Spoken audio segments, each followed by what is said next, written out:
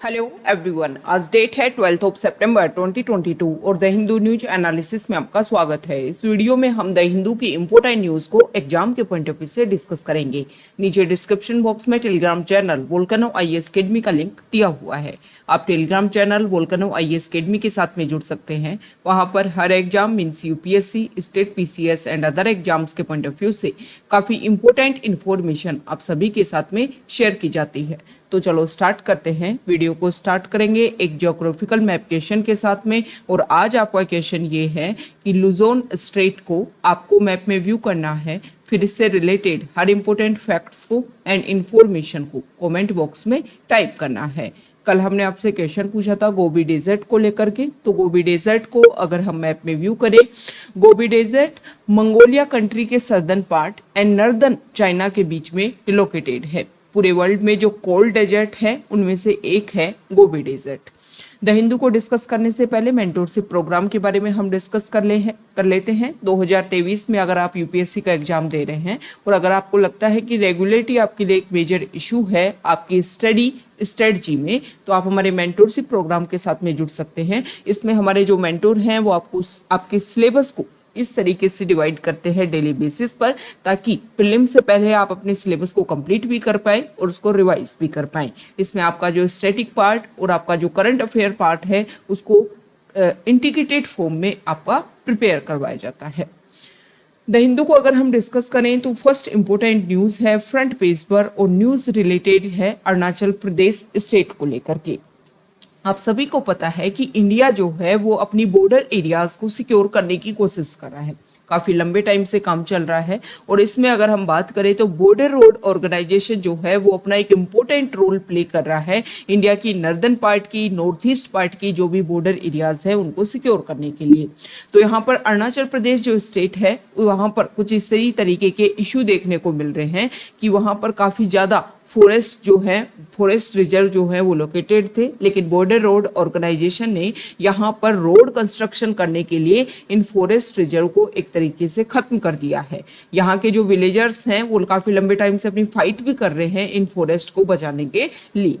देखो, अगर हम एनवायरमेंट के पॉइंट ऑफ व्यू से अगर हम डिस्कस करें इस आर्टिकल को तो काफ़ी ज़्यादा इम्पोर्टेंट है, क्योंकि हमारी जो हिमालयन रीजन में काफ़ी ज़्यादा इशू जो हैं वो देखने को मिल रहे हैं। और उसका एक बेसिक रीजन ये है कि हिमालय जो माउंटेन है वो यंग माउंटेन है और अभी परमानेंट तरीके से सेटलमेंट होने से पहले ही उसमें जिस तरीके से कंस्ट्रक्शन एक्टिविटीज इंक्रीज हो गई हैं, जिसकी वजह से वहां पर लैंडस्लाइड जैसे इशू जो हैं वो टाइम के साथ में काफ़ी ज़्यादा इंक्रीज हो रहे हैं। तो इसको लेकर के टाइम टू टाइम ये बात रखी गई है कि हमें हमारे कंस्ट्रक्शन जो भी हम डेवलपमेंट चाहते हैं और जो भी हमारा एनवायरनमेंट है उसको हमें बैलेंस बना करके रखना होगा और मैक्सिमम हमें कोशिश करनी होगी कि हिमालयन वाले रीजन को हम सिक्योर एंड प्रोटेक्ट कर सकें। तो यही रीजन है कि यहाँ के जो लोग हैं उनका प्रोटेस्ट काफ़ी लंबे टाइम से देखने को मिल रहा है कि नेचुरली तरीके से जिस एरिया को प्रोटेक्ट किया जा रहा था फॉरेस्ट के थ्रू, उसको ख़त्म कर दिया गया है बॉर्डर रोड ऑर्गेनाइजेशन के द्वारा,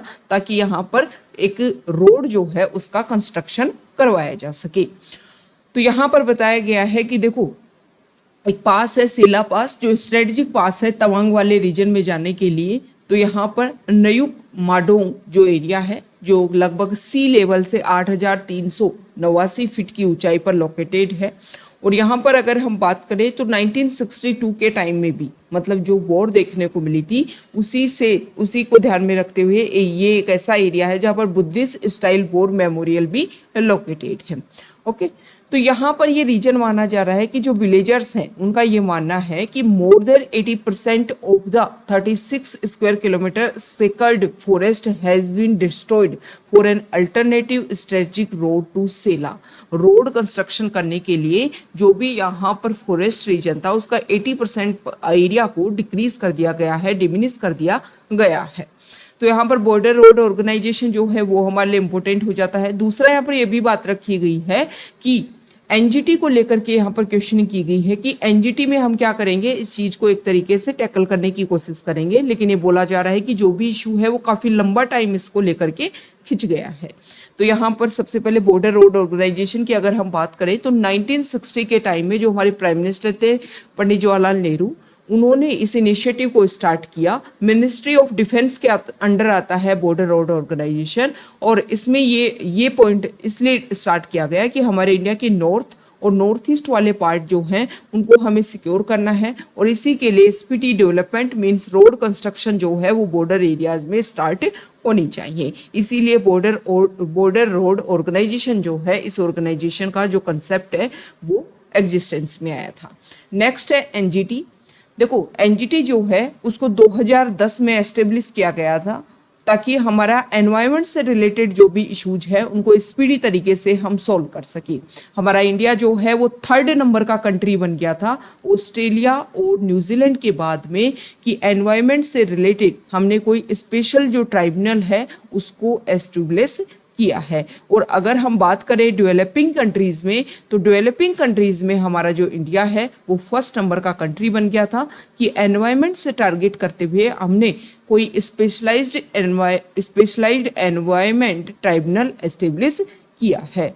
2021, देखो 2021 से पहले क्या था कि एनजीटी में आपने कोई केस रजिस्टर किया, उसको लेकर के स्पीडी तरीके से जो एनजीटी है नेशनल ग्रीन ट्रिब्यूनल जो है वो अपना रिजल्ट डिक्लेयर करती थी। लेकिन 2021 में सुप्रीम कोर्ट ने बोला कि एनवायरनमेंट से रिलेटेड अगर कोई इशू है तो अगर एनजीटी को लगता है तो एनजीटी सुओ मोटो बेसिस पर, सुओ मोटो बेसिस होता है खुद अपने आप में ही उस इशू को ध्यान में रख करके उसके ऊपर अपना एक्शन लेना स्टार्ट कर दे।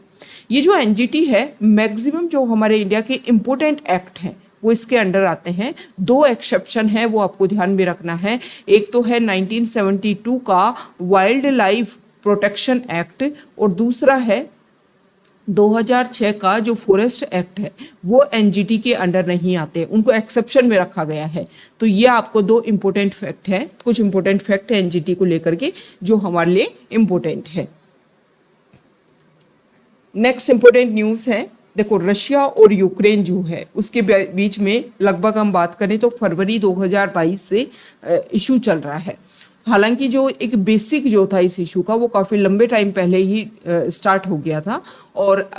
इसका बेसिक रीजन ये था कि ये यूक्रेन जो है, रशिया और यूक्रेन के बीच में जो इशू देखने को मिला इसका बेसिक ये है कि यूक्रेन जो है वो वेस्टर्न कंट्रीज की तरफ इन्फ्लुएंस होकर के नाटो ऑर्गेनाइजेशन का मेंबर बनना चाहता था। तो लेकिन रशिया ये चाहता है कि उसके बॉर्डर एरियाज तक नाटो ऑर्गेनाइजेशन की जो रीच है वो ना बन सके, इसीलिए यहाँ पर रशिया ने यूक्रेन के ऊपर अटैक किया कि आप जो है हमारे रीजनल एरिया में जो भी इशू है उनको अपने लेवल पर हम सॉल्व करने की कोशिश करें, ना कि जो अदर कंट्रीज हैं स्पेसिफिक वेस्टर्न कंट्रीज जो हैं वो हमें इन्फ्लुएंस करें। तो यहाँ पर यूक्रेन ने कुछ इंपॉर्टेंट स्टेटमेंट दिए हैं कि उन्होंने रशिया के अंडर जो टेरिटरी है उसमें कुछ गेन हासिल किया है, मतलब कुछ एरिया को एक्वायर किया होगा, कुछ चीज़ें अपने अंडर की हैं, और उन्होंने बताया है कि ये जो विंटर आएगा अभी ये टर्निंग पॉइंट रहेगा और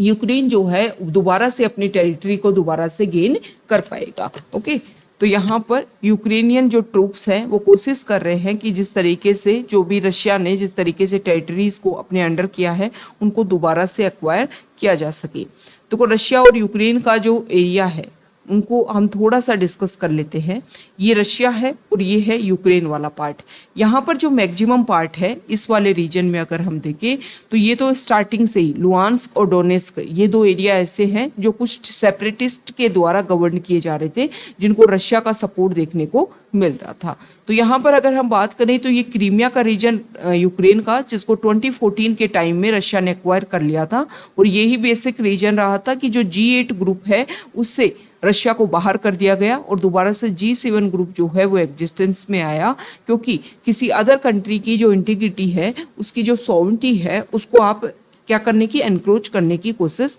कर रहे हो। अब रशिया जो है उन्होंने ये जो बॉर्डर रीजन है इन सभी के ऊपर एक्वायर करने की कोशिश की है, इन सभी एरियाज को अपने अंडर करने की कोशिश जो रशिया है वो कर रहा है। इसका बेसिक रीजन ये है कि आप सभी को पता है कि ये है ब्लैक सी और ये है सी ऑफ अजो। ये यहाँ पर सी ऑफ अजो जो है वो ब्लैक सी से स्ट्रेट ऑफ कर्च के थ्रू जो है वो कनेक्टेड है। तो तो यहाँ पर अगर हम बात करें तो ये रीजन यहाँ पर black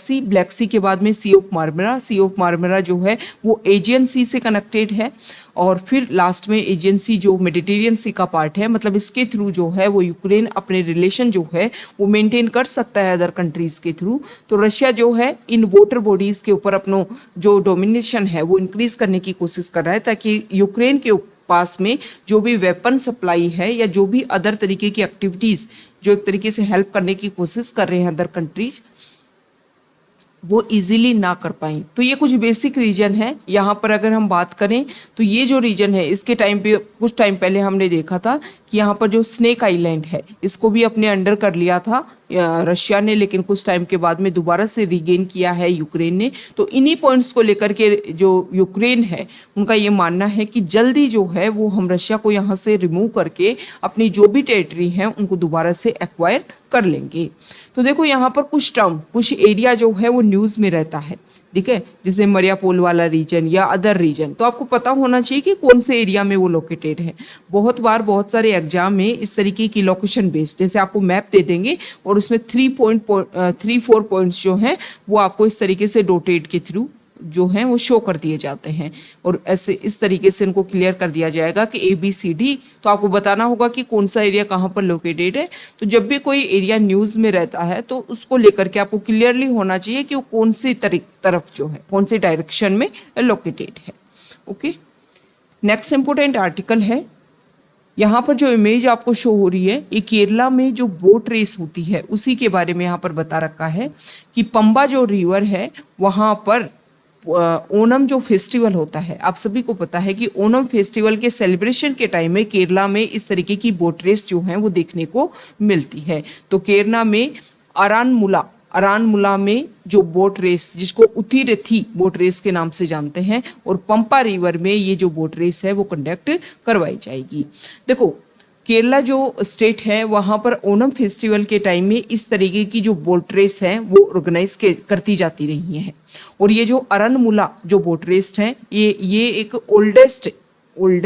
river based boat race है। यहाँ पर पंपा रिवर की बात की गई है, तो पंपा रिवर जो है वो केरला रिवर की 3rd लार्जेस्ट रिवर है। यहाँ पर अगर हम बात करें तो पंपा रिवर के जिसको पंबा रिवर के नाम से भी जानते हैं, तो इसके बैंक पर सबरीमाला टेम्पल जो लॉर्ड अयप्पा को डेडिकेटेड है वो इसके बैंक पर ही लोकेटेड है। ओके, और इंडियन स्टेट ऑफ केरला में 3rd लॉन्गेस्ट रिवर के रूप में ये लोकेटेड है पंपा रिवर।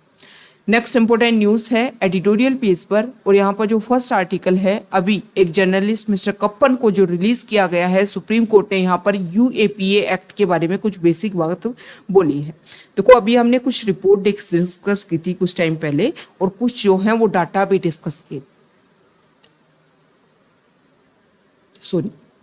उन डाटाज में हमने ये देखा था कि देखो UAPA एक्ट या फिर और अदर एक्टिविटीज़ हैं जिनके थ्रू जो है इस तरीके के केसेस रजिस्टर होते हैं जिनमें कन्विक्शन रेट जो है वो काफ़ी ज़्यादा कम है। तो यहाँ पर हाथरस केस हुआ उत्तर प्रदेश में, उस टाइम में इन जर्नलिस्ट को अरेस्ट किया गया, लेकिन बाद में ये देखा गया कि जिन बेसिस पर उनके ऊपर एलिगेशन लगाए गए हैं वो गलत है। तो यहाँ पर सुप्रीम कोर्ट ने UAPA एक्ट का जो भी एक तरीके से जो भी मतलब एक्सट्रीम लेवल का जो नेचर है उसको यहाँ पर एक्सपोज करने की कोशिश की है जो जर्नलिस्ट कप्पन का जो केस है उसके थ्रू। तो यहाँ पर हमें क्या करना चाहिए कि जो भी हमारी गवर्नमेंट है उनको इन तरीके के पॉइंट्स को, हालांकि ज़रूरत होती है किसी भी कंट्री की सॉवरेनिटी को बनाए रखने के लिए, किसी भी कंट्री की इंटीग्रिटी को बनाए रखने के लिए, लेकिन गलत तरीके से अगर आप इस तरीके से अरेस्ट किए जाते हैं और फिर उनमें कन्विक्शन रेट है नहीं कि आपको पनिशमेंट जो है वो डिक्लेयर किया जा रहा है, लास्ट में अगर ये बोला जाता है जुडिशरी के द्वारा कि गलत तरीके से आपको इस तरीके से अरेस्ट किया गया है, तो फिर हमारी सोसाइटी में जो हमारी गवर्नमेंट है उसको लेकर के जो एक आइडिया होना चाहिए, जो एक तरीके से अगर हम बात करें एक सोच होनी चाहिए, वो काफ़ी ज़्यादा चेंज देखने को मिलती है और इसका इफेक्ट देखने को मिलता है कंट्री का पूरे वर्ल्ड लेवल पर कि कितने गलत तरीके से कंट्री की जो पॉपुलेशन है उनको अरेस्ट किया जाता है। और फिर अगर हम बात करें कि उनकी कन्विक्शन रेट जो है वो काफ़ी कम है, अगर हम इन केसेस में बात करें तो 3 to 4% जो है वो कन्विक्शन रेट देखने को मिलती है। तो इसका बेसिस ये है कि यूएपीए एक्ट, जो भी इस तरीके के एक्ट जिनको हमने बना रखा है हमारी कंट्री की सॉवरेनिटी और इंटीग्रिटी को मेंटेन करने के लिए, उनको उन्हीं एक्टिविटीज़ के लिए हमें यूज़ करना चाहिए, ना कि उनका गलत तरीके से हमें यूज़ किया जाना चाहिए। नेक्स्ट इम्पोर्टेंट आर्टिकल है, आप सभी को पता है कि भारत बायोटेक जो है उन्होंने नेजल डोज बनाई है कोविड-19 को लेकर के, नेजल वैक्सीन, और जल्द ही ये जो नेजल वैक्सीन है इसको कवर किया जाएगा इसके थ्रू, जो हमारी पॉपुलेशन है जिनको भी मैक्सिमम हमने देखा कि कोविड-19 जब वैक्सीन स्टार्ट हुआ तो सिरिंज और नीडल की जो वैक्सीनेशन प्रोग्राम स्टार्ट हुआ तो बहुत सारे लोगों ने इसको लेकर के हेजिटेशन जो है वो शो किया। तो जिसका एक बेसिक रीजन है कि काफ़ी ज़्यादा इशू देखने को मिले, काफ़ी लंबे टाइम से ये प्रोसीजर स्टार्ट हुआ, लेकिन फिर भी जो बहुत सारी हमारी जो पॉपुलेशन है वो इसके कवरेज में अभी तक नहीं आ पाई है। तो अभी जो नेजल वैक्सीन रहेगी जिसको ईजिली आप जो है वो नोस्ट्रिल के थ्रू या माउथ के थ्रू जो है वो इनपुट करवा सकते हो, और इसको थ्रू जो है वो कोरोना की जो वैक्सीनेशन है प्रोग्राम जो है वो आपका कंप्लीट होगा। अभी क्या होता था कि अभी जो वैक्सीनेशन प्रोग्राम है उसमें सिरिंज या नीडल के थ्रू जो है वो आपकी बॉडी में इनपुट किया जाता था, जो भी वैक्सीनेशन प्रोग्राम है, जो भी वैक्सीन है उसको, और उसके थ्रू जो हमारी एंटीबॉडीज़ हैं जो, या जो हमारी इम्यूनिटी पावर है वो काफ़ी ज़्यादा डेवलप होती थी। हमारी बॉडी में अगर एक तरीके से कोरोना के ट्रेसेस देखने को मिलते थे तो वैक्सीनेशन इस तरीके से एक्टिवेट होकर के अपना रोल प्ले करती है कि हमारी जो टी सेल और बी सेल जो हैं वो जो भी इस तरीके के वायरस अगर बॉडी में एंटर हो जाते हैं तो उनको ख़त्म कर देती हैं। लेकिन अभी बेसिक प्रॉब्लम क्या आ रही थी कि बहुत बार ये देखने को मिलता है कि माउथ और नोस्ट्रिल के थ्रू अगर हम कॉन्टैक्ट में आते हैं तो इस तरीके की वैक्सीनेशन जो है वो हमारा जो भी रेस्पिरेटरी ट्रैक्ट जो भी इफेक्ट हो रहा था उसको टारगेट करने के लिए इम्पोर्टेंट रोल प्ले नहीं कर पा रही थी। तो उसी का अल्टरनेट यहाँ पर ढूंढने की कोशिश की गई है कि अभी सिरिंज और निडल बेस्ड जो वैक्सीनेशन प्रोग्राम है इसमें आपको एक्सपर्ट जो हमारे हेल्थ वर्कर्स हैं वो चाहिए, लेकिन अभी नेजल ड्रॉप में आपको एक्सपर्ट्स की ज़्यादा ज़रूरत नहीं है। दूसरा, हमारा जो भी रेस्पिरेटरी ट्रैक्ट जो है उसको ईजिली क्या किया जा सकेगा, स्टोर किया जा सकेगा, सिक्योर किया जा सकेगा, और यहाँ पर मेम्ब्रेन लेवल पर जो भी हमारी एंटीबॉडीज़ हैं वो सब डेवलप हो पाएंगी, ताकि जो हमारा रेस्पिरेटरी ट्रैक्ट जो है वो भी काफ़ी इम्पोर्टेंट तरीके से कोरोना को डिनाई करने में हेल्प कर सके। लेकिन यहाँ पर कुछ इशू हैं कि इस वैक्सीनेशन का जो भी करंट डाटा है कि किन किन के ऊपर इस वैक्सीनेशन का ट्रायल किया गया और किस किस तरीके से इस वैक्सीनेशन को इम्प्लीमेंट किया जा रहा है, इनको लेकर के अभी कुछ इशू बने हुए हैं, कुछ क्लियरिटी सामने नहीं आई है। तो भारत बायोटेक को अपने जो भी क्लियर डाटा है वो सामने रखने चाहिए कि कितने लोगों पर हमने ट्रायल किया और उसका क्या रिजल्ट देखने को मिला है। ये जो आर्टिकल है वो साउथ अमेरिका कॉन्टिनेंट का इम्पोर्टेंट कंट्री है चिली, जो पैसिफिक ओशन के कोस्टल वाले रीजन पर लोकेटेड है। तो यहाँ पर अगर हम बात करें तो चिली में काफ़ी लंबे टाइम तक 2019-20 में प्रोटेस्ट देखने को मिला कि वहाँ पर जो कॉन्स्टिट्यूशन है उसमें चेंज किया जाए। अभी क्या है, कॉन्स्टिट्यूशन में चेंज करने को लेकर के वहाँ पर वोटिंग डाली गई तो 62% लोगों ने मना किया है, डिनाई किया है कि जो कॉन्स्टिट्यूशन में हमें कुछ भी चेंज नहीं चाहिए। लेकिन यहाँ पर जो राइटर है उनका ये बोलना है कि प्रेजेंट टाइम में अगर हम देखें तो उनके कॉन्स्टिट्यूशन में बहुत सारे इश्यूज हैं, जैसे कि अगर इक्वलिटी की बात करें, जस्टिस की बात करें, इनको लेकर के काफ़ी प्रॉब्लमेटिक लेवल पर इशू हैं और उन्हीं को सोल्व करने के लिए कॉन्स्टिट्यूशन में चेंज करने की बात की जा रही थी। तो अगर चेंज नहीं किया गया या फिर कुछ अलग इशू किया गया तो इसमें राइटर का बोलना है कि चिली जो है उसमें काफ़ी ज़्यादा इशू देखने को मिलेंगे। अब देखो चिली न्यूज़ में है, वहाँ पर कॉन्स्टिट्यूशन को चेंज करवाने के लिए वोटिंग करवाई गई। तो इस बार के यूपीएससी का 2022 के प्रीलिम्स का आप यूपीएससी एग्जाम देखोगे तो लोकेशन बेस्ड क्वेश्चन पूछने का अलग तरीका इनिशिएट किया है यूपीएससी ने। उन्होंने जो एरिया जो है, जैसे कि अफ्रीका कॉन्टिनेंट में अगर हम देखें तो बहुत सारे कंट्रीज़ में जो है वो इशू बने हुए हैं, तो उनमें कुछ कंट्रीज़ के उन्होंने नेम दिए और पूछा कि ये जो कंट्री है या ये जो एरिया है वो किस रीजन से जो है वो न्यूज़ में रहा था, यहाँ पर अटैक हुआ था, यहाँ पर पार्लियामेंट जो है उसको डिमोलिश किया गया था या और भी अदर इशू। तो चिली को लेकर के क्वेश्चन अगर आए तो यहाँ पर जो है वो नए कॉन्स्टिट्यूशन को बनाने के लिए ये एरिया जो है वहाँ पर वोटिंग की गई और इसलिए न्यूज़ में रहा था। तो इस तरीके से आप जब प्रीवियस ईयर क्वेश्चन पेपर देखते हो तो उसको आपको लेकर के एक बेसिक अंडरस्टैंडिंग होती है, और जब आप प्रीवियस ईयर क्वेश्चन के टच में रहते हो तो आपको पता होता है कि अच्छा किस तरीके से किस न्यूज को हमें कवर करना है। नेक्स्ट यहाँ पर जो आर्टिकल है आप सभी को पता है, अभी बांग्लादेश की जो पीएम है वो इंडिया की विजिट पर इंडिया और बांग्लादेश के रिलेशन को मेंटेन करने के लिए कुछ पॉइंट्स को लेकर के डिस्कशन भी हुआ। राइटर का बोलना है कि बांग्लादेश इंडिया के लिए काफ़ी ज़्यादा इम्पोर्टेंट है और बांग्लादेश के लिए भी इंडिया काफ़ी ज़्यादा इम्पोर्टेंट है। तो अगर दोनों कंट्रीज़ अपने टाइज़ को बेहतरीन तरीके से इम्प्लीमेंट करते हैं तो बायलैटरल कोऑपरेशन के लिए एक रोल मॉडल का रोल प्ले कर सकते हैं दोनों की दोनों कंट्रीज़। तो यहाँ पर जो राइटर हैं उन्होंने कुछ पॉइंट्स को रखा है कि देखो, इन बांग्लादेश जो है उसका एग्जिस्टेंस एस्टेब्लिश करवाने में ही इंडिया ने काफ़ी इंपॉर्टेंट रोल प्ले किया था। यही एक बेसिक रीजन है अगर हम बात करें कि बांग्लादेश जो है उसके रिलेशन इंडिया के साथ में काफ़ी बेहतरीन है। लेकिन कुछ इश्यूज हैं, बांग्लादेश जैसे कुछ इश्यूज को लेकर के यहाँ पर अपनी बात रखता है। सबसे बड़ी बात है कि रिवर जो है 54 रिवर्स में मैक्सिमम रिवर, जैसे हम बात करें कुशियारा रिवर या फिर बात करें तीस्ता रिवर, फेनी रिवर, इन सभी के वाटर को लेकर के इशू बना रहता है। 54 रिवर्स में से मैक्सिमम रिवर को लेकर के इशू है। तो इसी को लेकर के दूसरा अगर हम बात करें कि रोहिंग्यास, बांग्लादेश की जो पीएम है उन्होंने बोला भी कि इंडिया काफ़ी वास्ट कंट्री है और रोहिंग्या जो है वो म्यांमार कंट्री में रहने वाले लोग थे, लेकिन वहाँ पर जब उन लोगों को वहाँ से हटा दिया गया, रिमूव कर दिया गया, तो वहाँ से निकल करके वो अदर कंट्रीज़ में चले गए, जिसमें से मैक्सिमम जो पार्ट है वो बांग्लादेश इसकी वजह से इफेक्ट हुआ है। इंडिया में भी उनकी लीगल एंट्री देखने को मिली है। तो यहाँ पर बांग्लादेश ने इश्यू को लेकर के बोला है, देखो एक तो रिवर वाला डिस्प्यूट जो है उसको सॉल्यूशन के लिए, दूसरा अगर हम बात करें तो उन्होंने रोहिंग्यास को लेकर के बोला है कि रोहिंग्या जो इशू है उसको भी सॉल्व करने में इंडिया हेल्प करे। थर्ड अगर हम बात करें तो जिस तरीके से उन्होंने इंडिया में जो सिटीजनशिप अमेंडमेंट एक्ट जो देखने को मिला, जिसकी वजह से जो भी इलीगल लोग इंडिया में एंटर कर गए उनको दोबारा से उनके कंट्रीज़ में भेजा जाएगा। तो यहाँ पर ये बोला गया है बांग्लादेश के द्वारा कि इंडिया जो है वो एक सेक्युलर कंट्री है, या फिर अगर हम बात करें तो इंडिया जो है वो काफ़ी ज़्यादा डाइवर्स कंट्री है, काफ़ी ज़्यादा डाइवर्सिटी यहाँ पर देखने को मिलती है। तो उन सारी डाइवर्सिटी को सिक्योर करने का काम करे इंडिया, सभी जो भी लोग यहाँ पर रहते हैं उन सभी को अपना इंटीग्रेटेड पार्ट इंडिया जो है वो माने। तो ये कुछ इशू है इंडिया और बांग्लादेश वाला जो रीजन है उनको लेकर के, ट्रेड को लेकर के हैं, जिसको सॉल्यूशन को लेकर के एक एग्रीमेंट डिस्कस किया जा रहा है। इसके अलावा अगर हम बात करें तो इलीगल ट्रैफिकिंग काफ़ी बड़ा इशू है। इसको सॉल्व करने के लिए इंडिया ने अपने बॉर्डर एरियाज़ में जो बीएसएफ जो है, बॉर्डर सिक्योरिटी फोर्स, जो इंडिया और पाकिस्तान के साथ में जो हमारी बॉर्डर मिलती है उसको सिक्योर करने का काम करती है, तो उन एरियाज़ में बॉर्डर सिक्योरिटी फोर्स की जो पावर है वो काफ़ी ज़्यादा इंक्रीज करती है। इंडिया जो है वो रिवर के डिस्प्यूट को सॉल्यूशन को लेकर के भी अपनी तरफ से काम कर रहा है। जैसे कि 1996 के टाइम में गंगा रिवर के वाटर को लेकर के एग्रीमेंट किया था, 2026 में दोबारा से उसको रिव्यू किया जाएगा। अभी एक टेक्निकल कमेटी जो है उसके लिए बनाई गई है ताकि जो भी इस रिवर का वाटर है उसके सेपरेशन को लेकर के, उसके डिवाइडेशन को लेकर के रेगुलर वर्क किया जा सके। तो इंडिया जो है उसको भी अपना अच्छा रोल प्ले करना चाहिए, क्योंकि अगर हम बात करें तो देखो बांग्लादेश को ये भी इशू है कि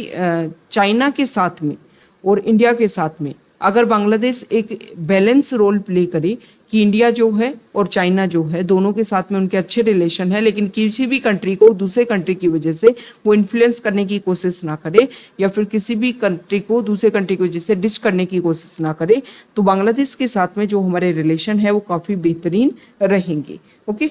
तो यहाँ पर बायलैटरल रिलेशन के रोल मॉडल के रूप में रोल प्ले करना है, तो जो भी इश्यूज हैं उनके सॉल्यूशन की तरफ हमें काम करना चाहिए और यहाँ पर बैलेंस नेचर जो है वो भी बांग्लादेश को अपना रोल प्ले करना होगा।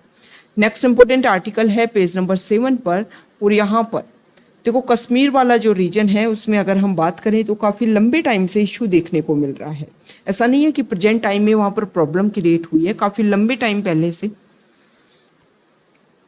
वहाँ पर प्रॉब्लम जो है वो क्रिएट थी और इसी का बेसिक रीजन रहा। सेंट्रल गवर्नमेंट ने 2019 में ये बोला कि अगर हम बाइफर्केशन करके या इसको डायरेक्टली सेंटर के अंडर हम लेते हैं तो यहाँ पर जो पॉलिटिकल इन्फ्लुएंस करने की कोशिश की जाती है इस एरिया में वो काफ़ी कम हो पाएगा। लेकिन जो इशू है ऐसा नहीं है कि वो सॉल्व हो पाए, उसमें ज़्यादा एक इंक्रीज जो है वो ही देखने को मिला है। तो यहाँ पर जो राइटर है उन्होंने बोला है कि कश्मीर वाले रीजन में हमें सिविल सोसाइटी ऑर्गेनाइजेशन लेवल पर कुछ एस्टेब्लिश करना होगा ताकि वहाँ की सोसाइटी लेवल पर इंगेजमेंट जो है वो इंक्रीज हो सके, और जो वहाँ पर डाइवर्सिटी है उनमें क्या आना आ सके, एक मिंगलिंग पॉइंट जो है आ सके, ताकि अदर जो रिलीजन से लोग यहाँ पर रहते हैं उनमें वो अपने आप को एक इंटीग्रेटेड पार्ट माने इंडिया का, और तभी जा कर के यहाँ पर जो इशू है उनको सोल्व किया जा सकता है। गवर्नमेंट को लेकर के जो भी एक बिलीफ रिलेटेड जो इशू है उनको भी यहाँ पर सॉल्व किया जा सकता है।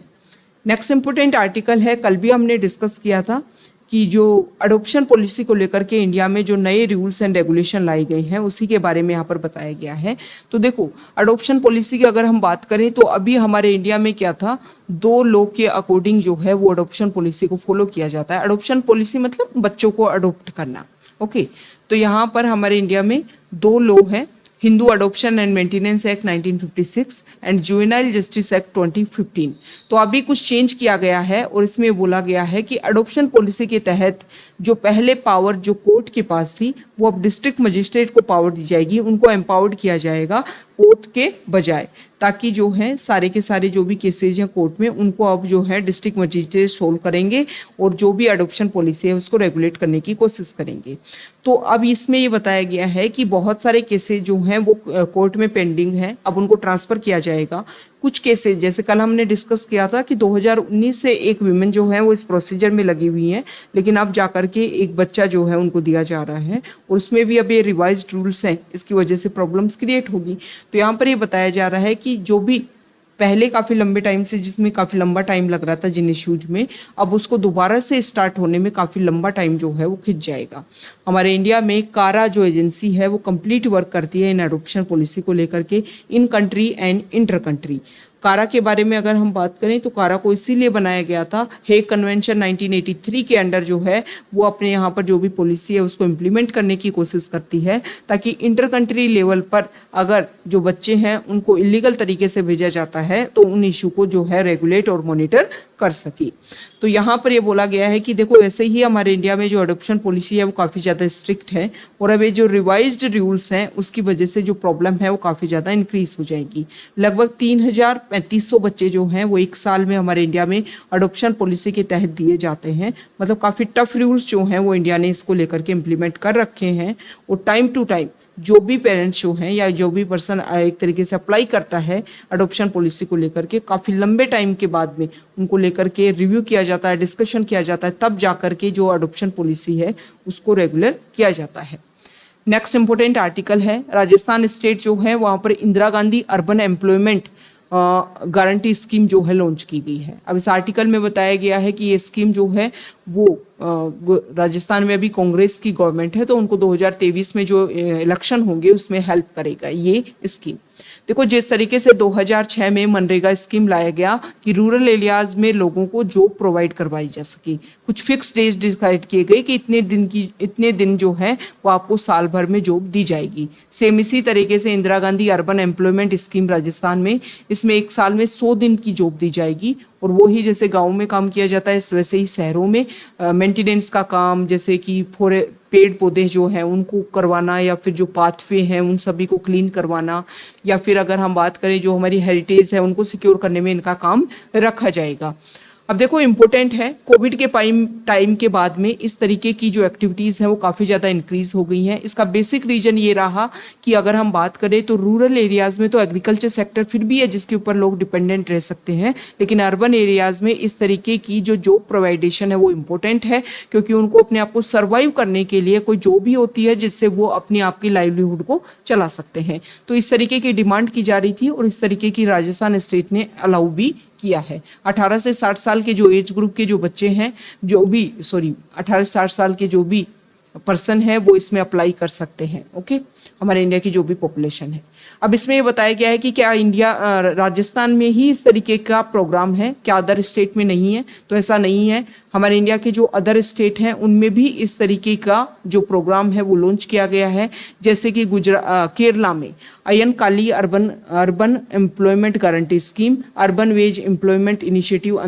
अंडर उन्नति इन ओडिशा, मुख्यमंत्री श्रमिक योजना इन झारखंड एंड मुख्यमंत्री युवा स्वाभिमान योजना इन मध्य प्रदेश। तो ये इंपॉर्टेंट है, आपको पता होना चाहिए। एक दो स्टेट का तो नाम आपको ध्यान में होना ही चाहिए, और आप जिस भी स्टेट से बिलोंग करते हैं उसकी जो स्कीम है वो तो आपके लिए इंपॉर्टेंट हो ही जाती है। तो ये जो डिमांड की जा रही थी उसी को फुलफिल करने के लिए इंपॉर्टेंट है, क्योंकि कोविड के बाद में जो डिस्ट्रेस देखने को मिला उसका सॉल्यूशन यहाँ से दिया जाएगा।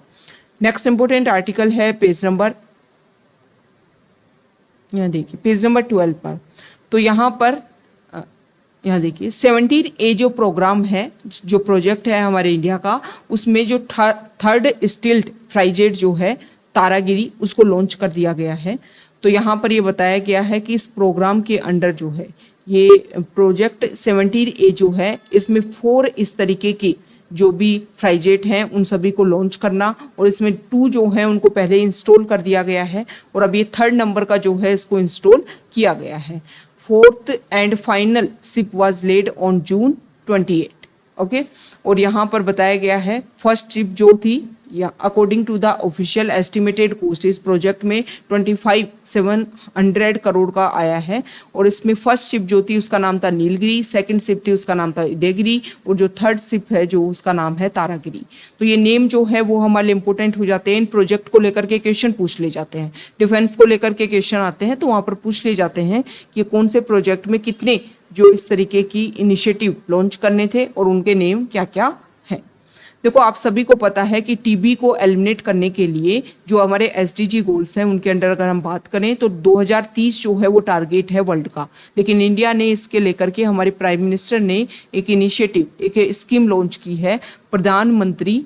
टीबी मुक्त भारत अभियान, और इसमें 2025 तक हमने टारगेट लिया है। तो इन सारे एलिमिनेट करने के लिए जो भी प्रोसीजर है तो वो हमने इंस्टॉल किए हैं। इसके लिए adopt a TB patient initiative, मतलब निक्षय मित्र, मतलब इस तरीके की कोशिश की जाएगी। अवेयरनेस जो है वो क्रिएट करने के लिए ये सारा प्रोग्राम स्टार्ट किया गया है यूनियन हेल्थ मिनिस्ट्री के द्वारा, ताकि जो भी हमने टारगेट लिया है उसको हम जल्दी से जल्दी अचीव कर पाएँ।